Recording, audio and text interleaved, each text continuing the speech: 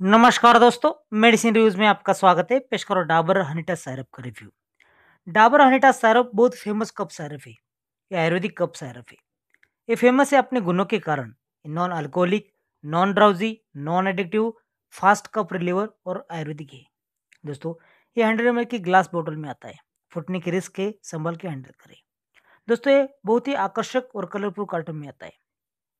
ये डाबर का लोगो देखिए यहाँ पे और एक कैप पे।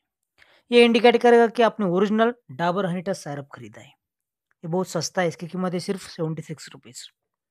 हनी टच कप सायरप तुलसी, यष्टि, कंटकरी, बनस्पा, तालिस पत्र, शुंठी, पिपली, वसा, शती, पुदीना, मधु से बना है।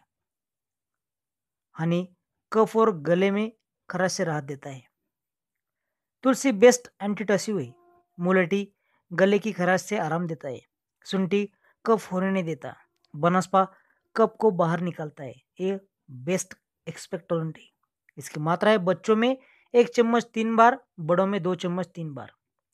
ये डाबर हनीटस कफ और गले की खराश की एक्सीलेंट दवा है। ये क्विकली और फास्ट ऑनसेट ऑफ एक्शन दिखाता है और असर लंबे समय तक रहता है। ये डिलीशियस फ्लेवर और टेस्ट की वजह से बच्चे और बड़ों की पसंद है।